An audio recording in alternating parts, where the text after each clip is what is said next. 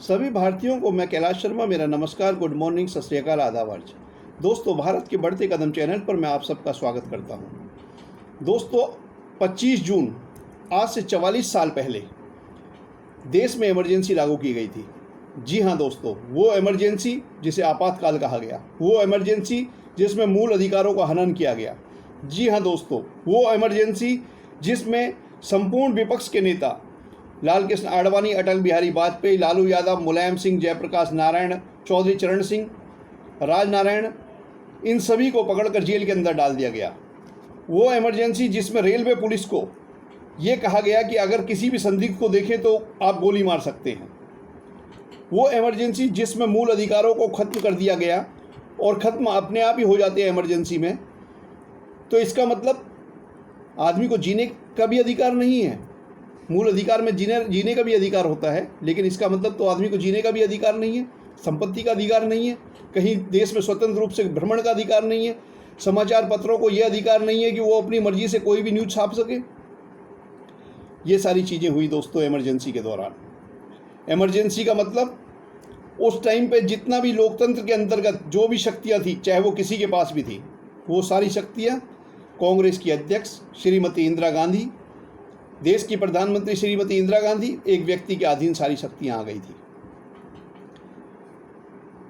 इस इमरजेंसी में इंदिरा गांधी के पुत्र संजय गांधी का बहुत बड़ा योगदान रहा, और वो सबसे ज़्यादा बदनाम इमरजेंसी में जो नसबंदी का कार्यक्रम किया उसकी वजह से रहे।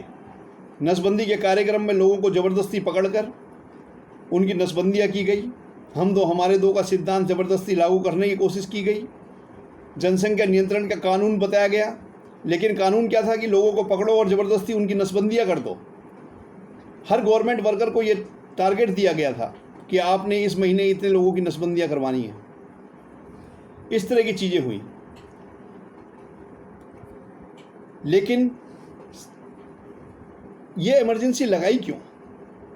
दोस्तों, इमरजेंसी का मतलब ये था, संविधान की धारा 352 के अंतर्गत इमरजेंसी सिर्फ तभी लगाई जा सकती है जब देश पर कोई बाहरी आक्रमण हो, देश की एकता और अखंडता को कोई खतरा हो, देश की सुरक्षा को, आंतरिक सुरक्षा को कोई खतरा हो।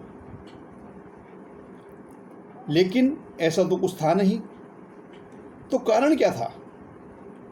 दोस्तों, गवर्नमेंट की तरफ से ये कारण कहा गया, 25 जून में एक विराट रैली की गई विपक्षी दलों के द्वारा, जिस रैली को संबोधित करते हुए उस ज़माने में बहुत बड़े नेता जयप्रकाश नारायण ने कहा था, पुलिस और सेना के जवानों से कहा था उन्हें संबोधित करते हुए, कि मैं सेना के जवानों से, पुलिस के जवानों से ये दरख्वास्त करता हूँ, ये रिक्वेस्ट करता हूँ कि अगर शासक लोग आपको कोई ऐसा कार्य करने को बोलें जो आपकी ड्यूटीज़ के अंतर्गत नहीं आता या जो संविधान के अंतर्गत नहीं है, तो ऐसा काम करने से मना कर दें।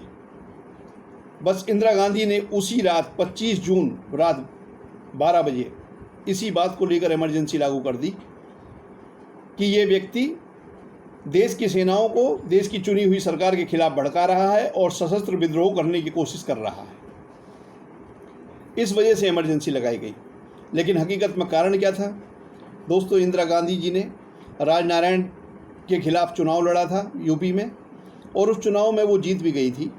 लेकिन बाद में राजनारायण जी ने कोर्ट केस कर दिया, और उत्तर प्रदेश की कोर्ट ने, हाई कोर्ट ने यह आदेश दिया कि इंदिरा गांधी जी का ये चुनाव रद्द किया जाता है। और रद्द करने के पीछे कारण बताया गया कि उन्होंने चुनाव जीतने के लिए सरकारी मशीनरी का दुरुपयोग किया है, मिसयूज किया है, और इसी के साथ उन्होंने 6 साल तक का प्रतिबंध भी लगा दिया। दोस्तों, आज के टाइम में हर आदमी सोचेगा, जिसने भी थोड़ा सा इसके बारे में नॉलेज हो, तो ये तो पक्का है कि कोई भी आदमी प्रधानमंत्री के पद पर तब तक नहीं रह सकता जब तक वह लोकसभा या राज्यसभा का मेंबर ना हो, और उसके लिए इलेक्शन लड़ना पड़ता है। इंदिरा गांधी की अगर वो सीट चली भी गई थी, वो चाहती तो दूसरी जगह से इलेक्शन लड़ सकती थी, लेकिन 6 साल का प्रतिबंध था।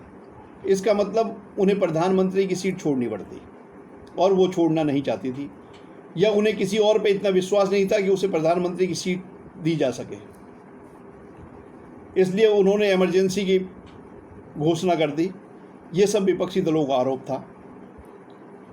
कई लोग ये मानते हैं कि इमरजेंसी में बहुत अच्छे अच्छे काम भी हुए, जैसे गवर्नमेंट वर्करों का टाइम पर आना जाना, टाइम पर सारे काम करना, ट्रेनों का बिल्कुल टाइमली चलना, हर दुकान के बाहर रेट लिस्ट का लगाया जाना कि रेट लिस्ट लगाई जाए, कोई भी सामान उस रेट लिस्ट से ज़्यादा दाम पर नहीं दे सकता।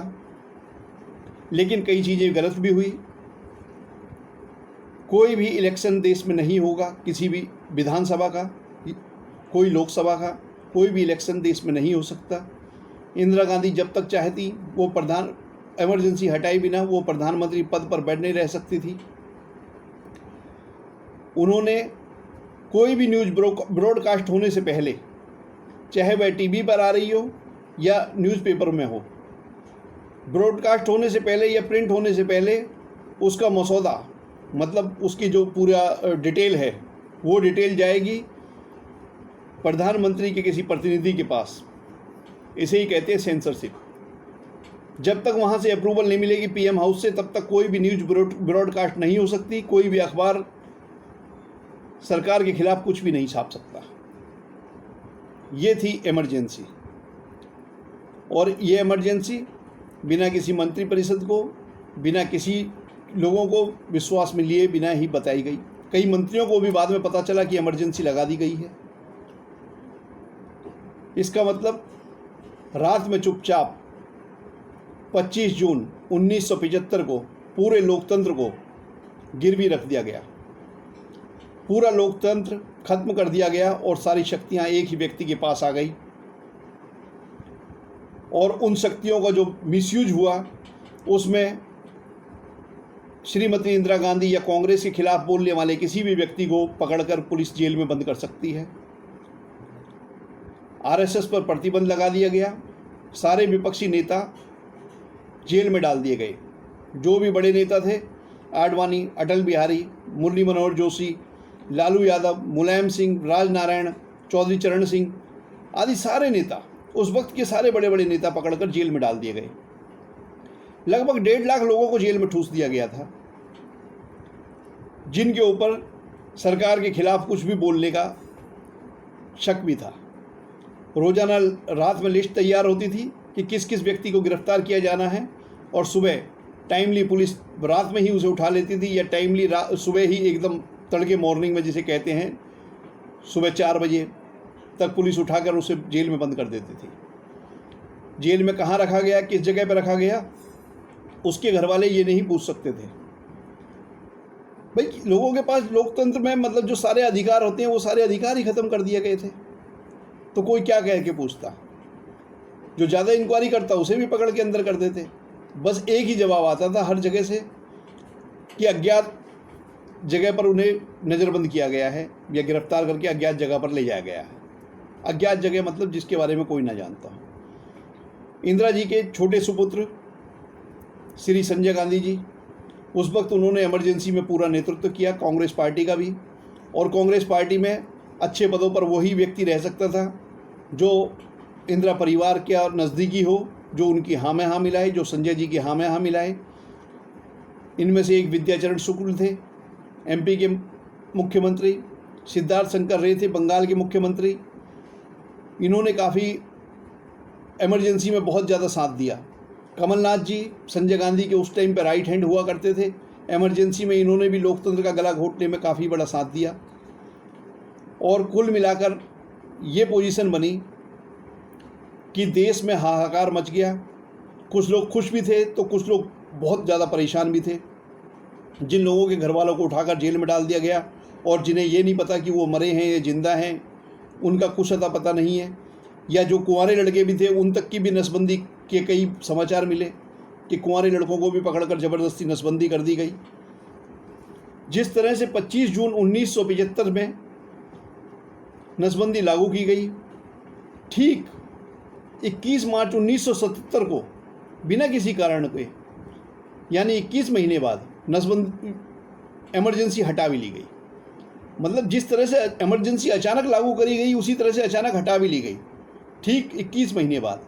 लेकिन ये 21 महीना भारत के इतिहास में, लोकतंत्र के इतिहास में काला दिन माना जाता है आज भी। बहुत लोग ये मानते हैं कि वो एक अनुशासन पर्व था जिसमें सभी लोग ढंग से काम करने लगे थे, सारी गवर्नमेंट मशीनरी ढंग से काम करती थी। लेकिन कई लोगों का कहना ये था कि नहीं, वो लोग उस टाइम में, उस 21 महीने के दौरान लोकतंत्र का गला घोटा गया। सारे पॉइंट्स हमने आपको बताए हैं, अच्छे भी बुरे भी। तो दोस्तों, ये है आज की वीडियो। हमारी नई नौजवान पीढ़ी को इस बारे में पता नहीं होगा कि अब से 44 साल पहले क्या हुआ था। मैंने भी काफ़ी स्टडी करी, मैं उस टाइम पे बच्चा ही था, तो मुझे भी ज़्यादा पता नहीं है। और ये बताने की कोशिश की गई कि किस तरह से इमरजेंसी लगाई जा सकती है देश में, और कोई तानाशाह किस तरह से बन सकता है। हाँ, एक चीज़ और है, आप कोर्ट में किसी के खिलाफ कोई अपील नहीं कर सकते थे। कोर्ट तक के दरवाजे बंद कर दिए गए थे, कोर्ट में लॉकडाउन कर दिया गया था, यानी न्यायालय बंद। पुलिस के खिलाफ आप कोर्ट में नहीं जा सकते, सरकार के खिलाफ आप कोर्ट में नहीं जा सकते, अखबारों में कुछ छपवा नहीं सकते, टीवी पे कुछ दिखा नहीं सकते। ये पोजीशन हो गई थी। तो दोस्तों, मैंने यही सोचा कि ये लोगों को पता नहीं होगा, इसलिए ये बताता हूँ। और अगर आपने अभी तक हमारा चैनल सब्सक्राइब नहीं करा है तो प्लीज़ हमारा चैनल सब्सक्राइब करें, ताकि इस तरह की ज्ञानवर्धक चीज़ें आपको हमेशा टाइम टू टाइम हम बताते रहें। तो दोस्तों, इसी तरह की एक रिपोर्ट और है। 25 जून में हमारे साथ 2 अच्छे काम हुए थे। एक अच्छा काम भी हुआ था, एक बुरा काम हुआ था, इमरजेंसी लगना। एक अच्छा काम हुआ था, ठीक 7 साल बाद 25 जून 1982 को भारतीय क्रिकेट टीम ने पहला विश्व वर्ल्ड कप जीता था क्रिकेट में। इसके बारे में वीडियो हम कल लेके आएंगे। तब तक के लिए सबको नमस्कार, जय हिंद।